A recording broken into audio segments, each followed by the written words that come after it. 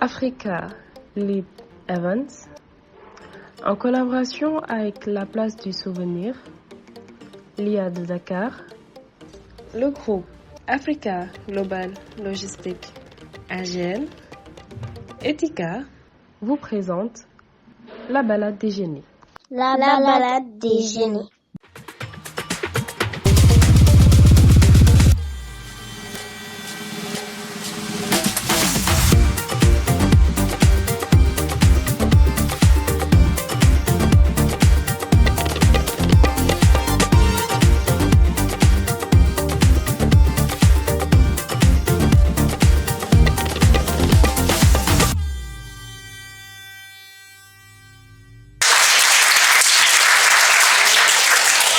Amis téléspectateurs, bonsoir et soyez les bienvenus pour ce deuxième match de la deuxième édition de la balade des génies.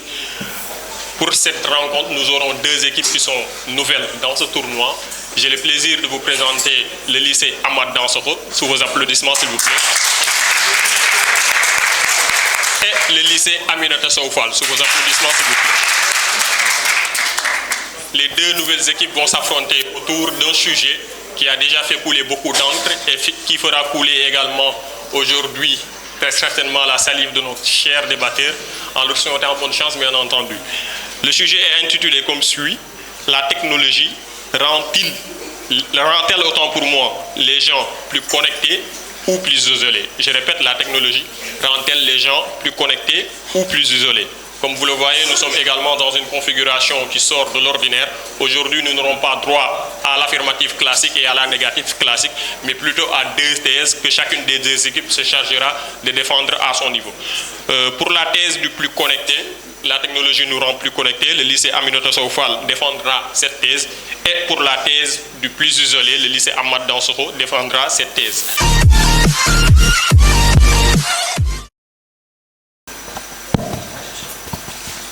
La relation qu'entretient la technologie et la connectivité humaine fait un sujet de débat.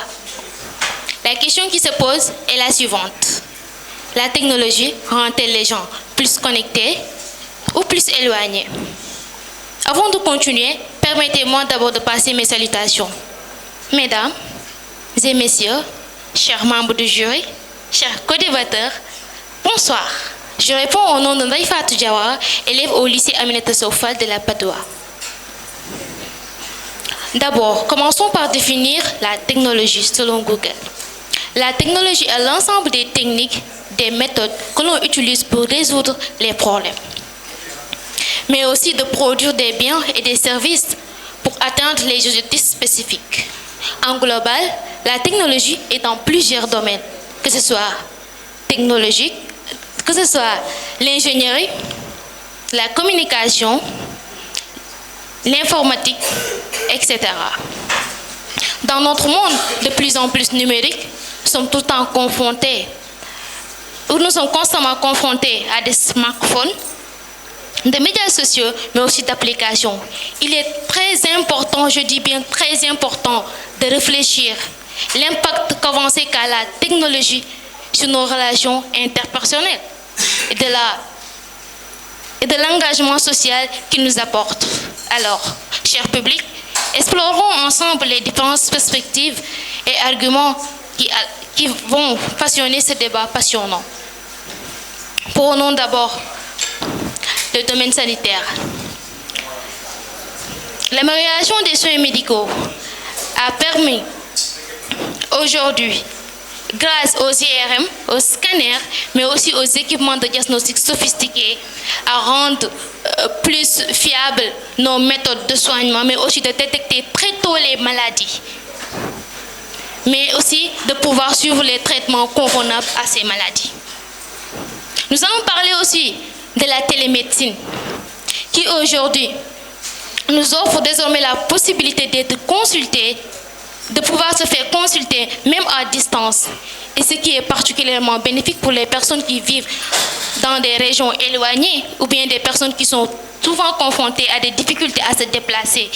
Et ici, l'exemple le plus flagrant dans cette thèse est que à nos parents, je dirais à certains d'autres, à nos grands-parents, qui sont tout le temps confrontés à des déplacements pour aller à l'hôpital et de suivre convenablement leur traitement. Mais aujourd'hui, grâce à l'implantation de cette télémédecine? Est-il toujours nécessaire de pouvoir faire ces multitudes de déplacements à notre troisième âge, d'autant plus en savoir leurs états de santé? Bien évidemment que vous allez tous d'accord avec moi, cher public, que non. Il suffit juste de trouver un consensus avec les médecins et de pouvoir suivre convenablement son traitement. En outre, il y a aussi le domaine des dossiers médicaux électroniques, qui permet aujourd'hui à nos personnels de santé d'accéder facilement et très rapidement aux antécédents des patients.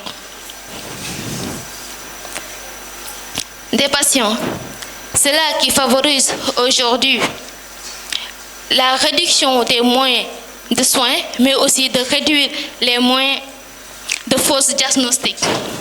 C'est là qui est bénéfique. Qui d'entre nous dans cette salle, ou bien l'un de ses proches n'a pas vécu cette situation de la fausse diagnostic de la part de nos médecins, qui n'a pas été victime dans cette salle de ces fausses diagnostics? Mais aujourd'hui, grâce à leur pragmatisme et leur professionnalisme, qui osent douter aussi de ces professionnalisme de la part de nos chers personnels de santé, s'il vous plaît? Bien évidemment que personne, car le monde a révolu grâce à cette technologie qui a donné goût au domaine sanitaire. En d'autres, il y a aussi le domaine éducatif. La technologie a apporté de nombreux avantages dans le domaine éducatif, a permis l'accès rapide à d'immenses connaissances. Grâce à l'Internet, les étudiants peuvent acquérir beaucoup de connaissances avec les plateformes éducatives, des articles de recherche, mais aussi des vidéos éducatives. Cela leur permet d'approfondir non seulement leurs connaissances, mais aussi de se tenir constamment informés sur leur domaine d'études. Cela renforce leur capacité intellectuelle. Je vais prendre toujours dans ce domaine la facilité de la collaboration de la communication entre enseignants et professeurs, toujours avec l'Internet qui permet aujourd'hui l'immense facilité grâce à Google Meet Planet d'informer le développement. Parce que cela permet aujourd'hui de développer des idées, de pouvoir échanger avec les professeurs sur tous les sujets et de pouvoir permettre aux élèves de poser des questions sur les différents sujets qui leur permettent de développer. Enfin, je vais parler de la technologie qui prépare les étudiants aux existences du monde professionnel.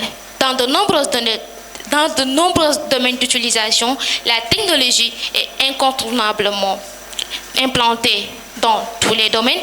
C'est là qui favorise la concurrence de l'apprentissage sur le marché du travail et permet le développement des compétences numériques, essentiellement telles que la recherche en ligne, la gestion, mais aussi la résolution des problèmes intellectuels. Eh bien, je vais finir avec ces questions aujourd'hui. Combien d'élèves et combien d'étudiants sont devenus aujourd'hui entrepreneurs grâce à ces choses? Merci. Bonjour, chers membres du jury. Bonjour, cher public. Et enfin, bonjour, mes très chers camarades ici présents. Je m'appelle Mariama Diao, élève en classe de première L2 au lycée Ahmad Dansokho de Ouakam. Nous sommes très honorés aujourd'hui d'être parmi vous, mon coéquipier et moi, pour débattre sur un thème très intéressant et indispensable à la marche du monde moderne, qui est la technologie, qui, par définition, est l'ensemble des outils et des techniques utilisés pour créer, manipuler et utiliser les systèmes afin de résoudre des problèmes et de répondre à des besoins humains. C'est fou le nombre de choses que l'on peut faire avec tout juste un bout de métal. Elle nous permet d'être connectés, mais aussi elle nous encourage à nous isoler. Que ça soit au travail, par exemple avec le télétravail, on reste chez soi devant un ordinateur durant des heures. Certes, Internet facilite les recherches et l'échange d'informations, mais les travailleurs ne sont plus regroupés dans un lieu commun. Certains travaillent ensemble durant des mois, des années, sans jamais se rencontrer. Ils échangent des courriels, se parlent au téléphone, communiquent via des réseaux internes. Les contacts entre collègues ne sont plus nécessaires. La technologie apporte une distance qui, en fin de compte, a un impact sur la vie en société et la nature même des ressources humaines. Sur le plan familial, vous voyez maintenant dans les familles, il n'y a plus de communication. Vous voyez dans une famille, on est assis à table, on est là pour manger. Vous voyez, la mère est sur son téléphone, les enfants sur leur téléphone, en train de faire des snaps sur Instagram, sur WhatsApp. Le père, il est là tout le temps au téléphone. Il n'a même plus le temps. On n'a même plus le temps de se dire, oui, comment ça va? On se pose des questions. Comment t'as passé une bonne journée, oui ou non? On n'a plus ce temps-là. On a aussi remarqué un phénomène au Japon, le phénomène des otaku. Internet a largement contribué à la naissance d'un phénomène au Japon, celui des otaku. Des passionnés consacrent des journées complètes à jouer à des jeux vidéo, à visionner ou à créer des mangas, des bandes dessinées japonaises. Les seuls contacts qu'ils ont avec l'extérieur, c'est de sortir urgemment, je dis urgemment bien. Ils sortent juste pour manger ou pour faire certains besoins naturels. Histoire de faire des courses, ils s'informent, étudient, se détendent et socialisent exclusivement dans Internet. Ils ne sortent pas de chez eux, ils se restent cloîtrés du moins, autant pour moi, chez eux. Ils ont même leur propre site et leurs articles promotionnels, mais pas de contact de personne à personne. Or, l'isolement social a des impacts directs sur la santé. Selon une étude britannique publiée en 2010, passer trop de temps seul serait tout aussi dangereux que fumer 15 cigarettes par jour. De plus, la déconnexion sociale est directement liée à un taux de mortalité plus élevé. Un des facteurs d'isolement reste aussi les applications via les podcasts et tout. Les réseaux sociaux donnent l'illusion d'être entouré d'amis. Ironiquement, la présence de ces amis virtuels conduit plus facilement un individu à s'isoler.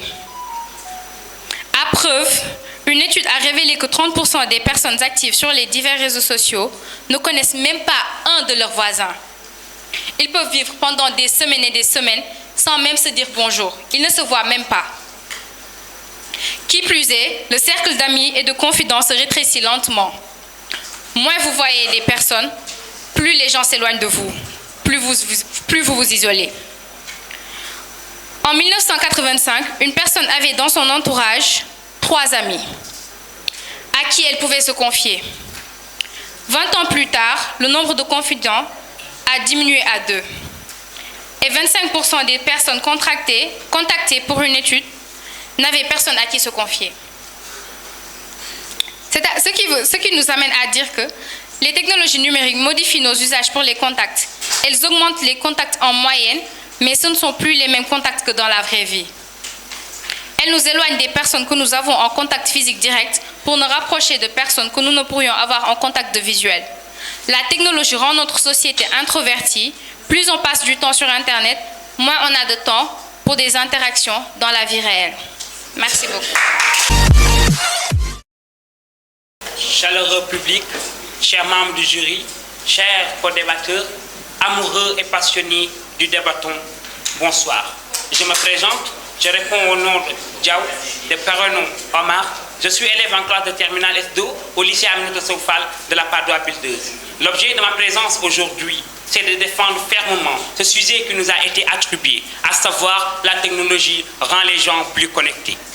Pour pouvoir vous démontrer ce point de vue, je vous invite à me suivre dans l'étaillement de ma thèse.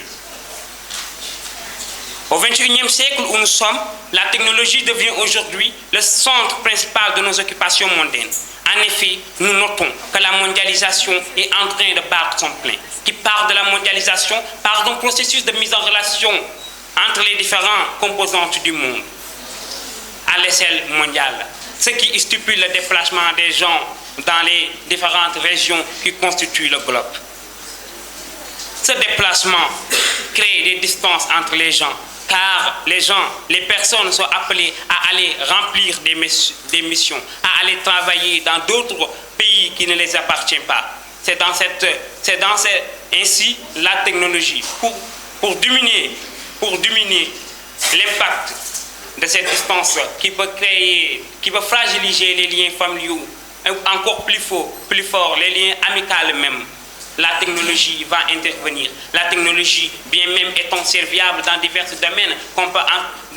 domaines, ici, va servir la communication entre les gens et permet de s'informer en temps réel.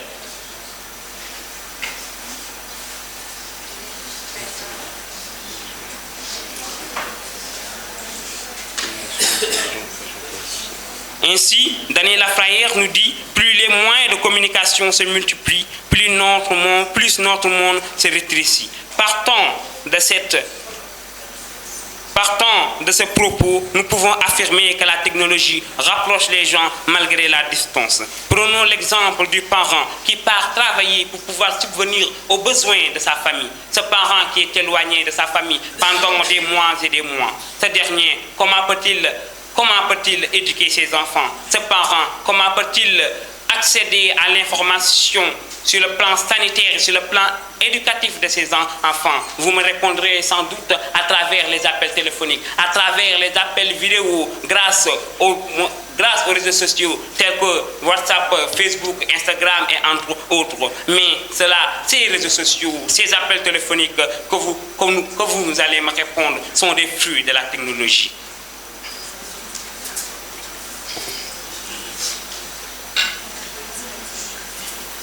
Sont les fruits. Maintenant, je vous invite à m'accompagner dans le domaine de la culture, l'impact de la technologie dans la culture, comment la technologie peut maintenant resserrer les liens dans la culture. Partons au recoin du Sénégal, vous verrez des villages qui n'ont pas accès à l'électricité. Il ne suffit qu'une seule télévision s'allume, que toute une génération confondue, qui s'était dispersée ayant des idéologies différentes, se regroupent autour d'une maison pour regarder la télévision, pour s'informer en temps. Donc la technologie ici va resserrer les pieds, car nous verrons que les enfants mélangés au vieillard les vieillards vont les encadrer en les inculquant des valeurs moraux que nous connaissons aujourd'hui avec les vertus de notre nation telles que le job, le foulard, le faïda, le nord et le kersa. Donc la technologie resserre les pieds. On peut aussi parler du domaine du chômage. Le chômage. Au Sénégal, le chômage est très fréquent car les jeunes manquent d'emploi. Ces jeunes-là qui ne peuvent pas travailler, ces jeunes-là qui n'ont pas de moyens de subvenir à leurs besoins, vont se réfugier au niveau de la technologie. Plus précisément les TIC, technologies de l'information et de la communication, à travers les réseaux sociaux, ces jeunes-là vont créer des communautés pour s'entraider, pour espérer développer leur engagement, car vont faire des ventes en ligne et en ligne. On peut aussi parler dans le domaine du social, car les jeunes, beaucoup de personnes ayant des problèmes, ne pouvant pas les exposer dans la société, vont se réfugier au niveau des plateformes où les gens vont les aider à combler leur manque. Donc, merci. C'est ce que je veux dire. Chers téléspectateurs, bonjour. Mon nom est Omar Mek, élève en classe de terminale et 2A au lycée Amata Soko de Ouattara. Je suis ravi de voir même honoré de me présenter aujourd'hui devant vous pour vous présenter une thématique qui porte sur la technologie. Le débat qui se pose aujourd'hui est de savoir si la technologie éloigne-t-elle les hommes ou bien les rend plus connectés. La tradition africaine, elle est au cœur de la civilisation noire. Pourtant, nous constatons que grand-père, grand-mère, les enfants autour du feu étaient ensemble, partageaient des idées. Grand-père nous racontait des histoires en nous conscientisant, en nous parlant sur la vie, en nous donnant des leçons de morale. Mais aujourd'hui, nous constatons qu'avec les flux de la technologie, tout a tendance à disparaître. Prenons l'exemple de notre famille. Tu entres dans une famille. Le premier constat que tu fais est de voir les animaux cohabitent mieux que les hommes. J'entre dans une famille. Tu vois les frères, les sœurs, les parents même. Chacun scotché sur son téléphone, en train de regarder des TikTok, du Snap, des YouTube, des choses de futilité, au lieu de se parler, au lieu de s'échanger. Au lieu de débattre sur la vie et sur les questions de l'existentialité. Le monde d'aujourd'hui est bouleversé. La technologie rend de plus en plus les hommes éloignés.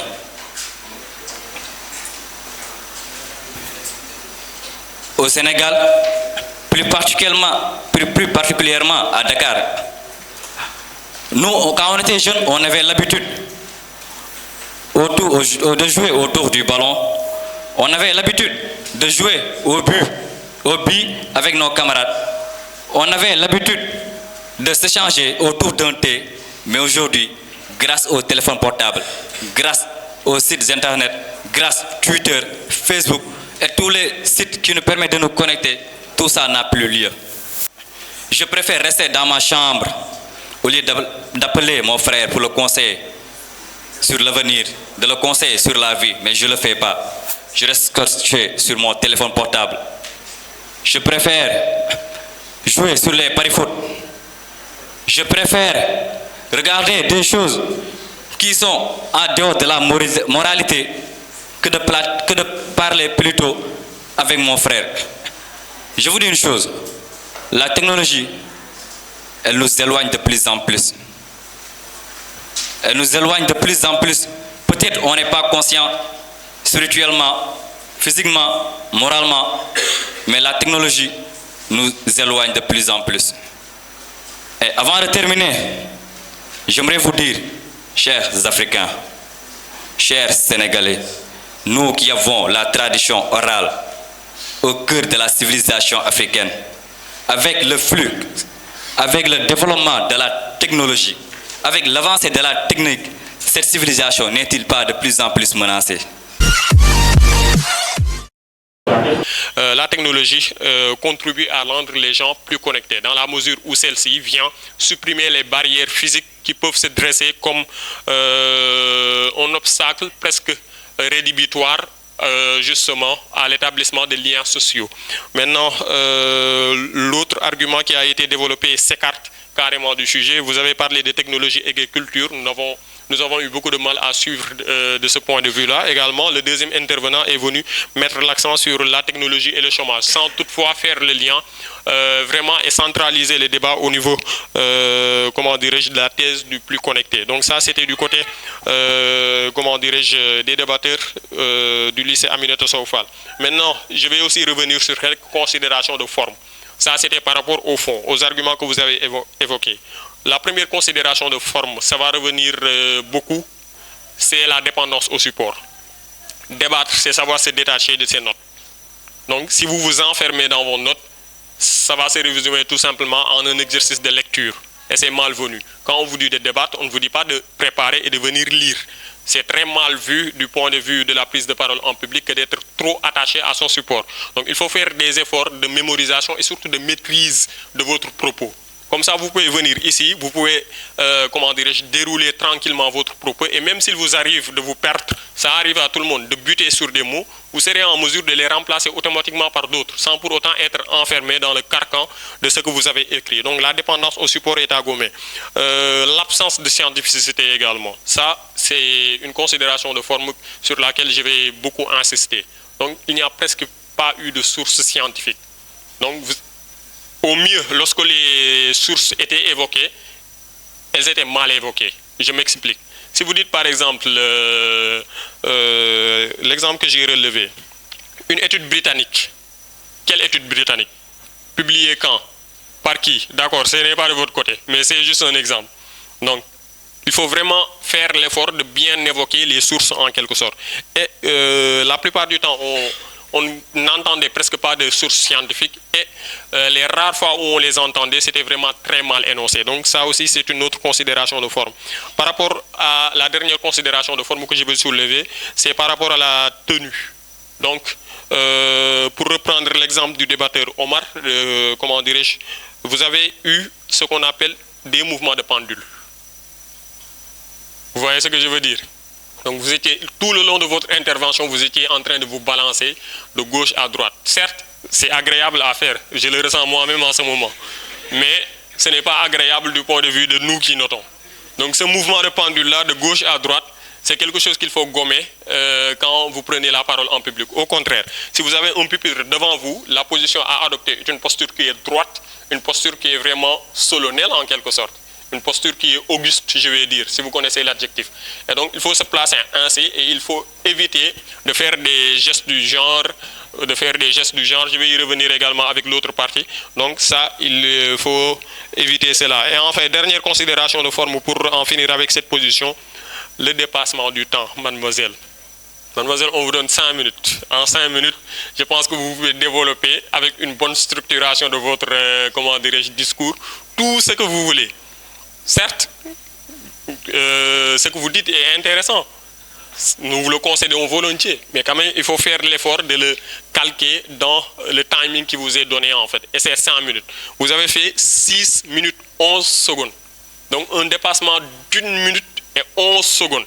C'est très exagéré en quelque sorte. Donc il faut faire l'effort vraiment de caler l'intervention en 5 minutes. Et c'est très possible.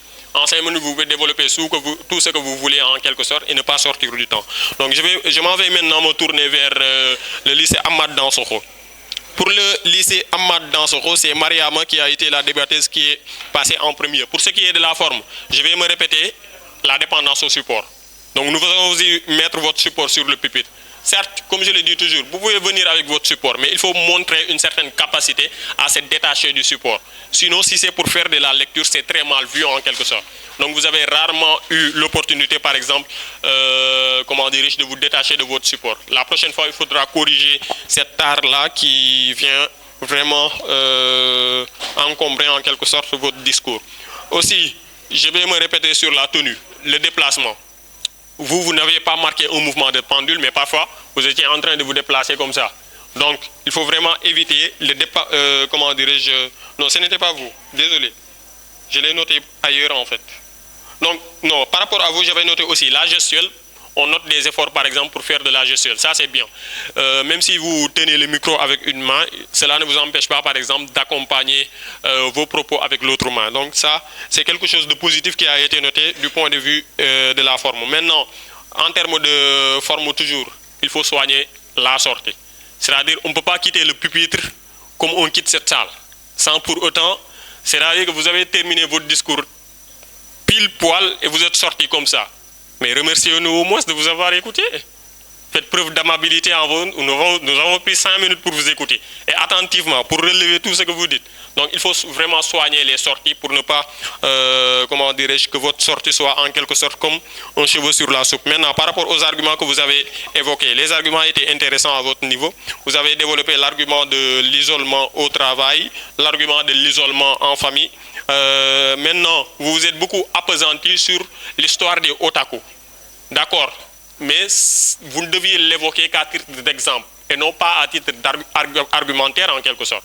Donc, l'histoire avec les otaku, c'est juste un exemple pour venir, par exemple, en appui à l'argument de l'isolement social que vous avez développé. Mais vous vous êtes trop appesanti sur quelque chose qui avait les allures d'un exemple pour en faire carrément un argument. Ça aussi, ça vous a pris trop de temps en quelque sorte. Vous avez aussi développé l'idée selon laquelle la technologie développe en réalité des contacts virtuels, des contacts qui s'échappent du réel. Maintenant, l'argument que vous pouviez évoquer, un argument phare, aujourd'hui, lorsqu'on parle de technologie, les technologies les plus récentes concernent ce qu'on appelle la réalité virtuelle.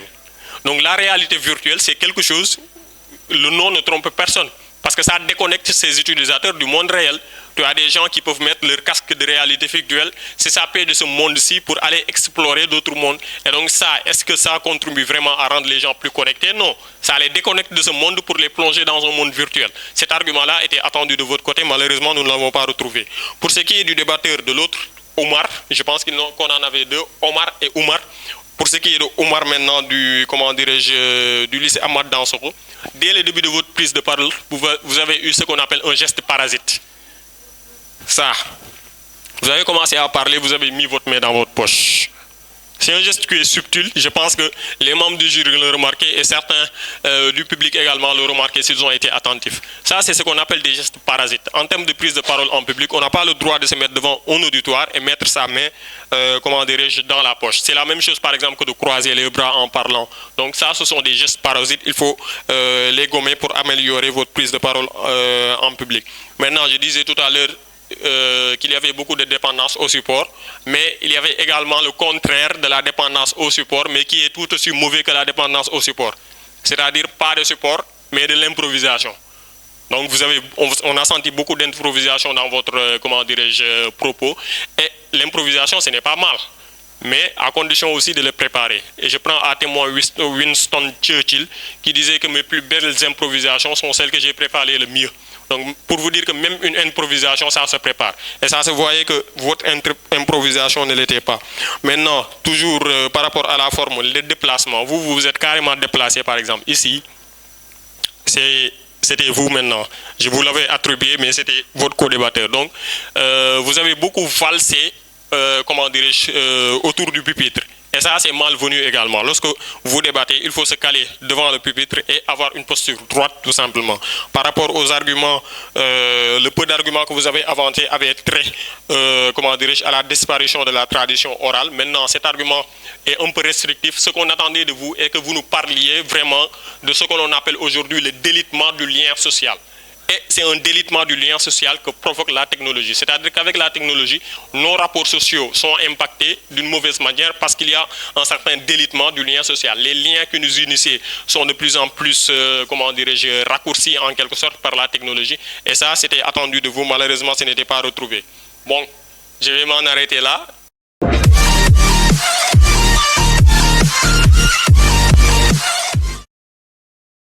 Mais en tout cas, voilà en substance ce qui est ressorti de ce match entre le lycée Aminata Sow Fall et le lycée Ahmad Dansokho. Je vais commencer par décliner l'identité du meilleur débatteur du match. Après compilation des différentes notes du jury, le meilleur débatteur du match revient à la personne de Mariama Diaw. Sous vos applaudissements, s'il vous plaît. Pour ce qui est maintenant du fond du match, comme je le disais tantôt, nous avons eu du mal à départager les deux équipes, eu égard à tout ce que j'ai énoncé tantôt, et cela s'est ressenti sur l'écart, qui est vraiment très minime. Je pense que si je suis bon mathématicien, l'écart tient tout juste en 1 point et quelques, donc si je ne me trompe pas. Pour ce qui est de l'équipe qui s'est imposée, c'est une équipe qui comporte un garçon et une fille.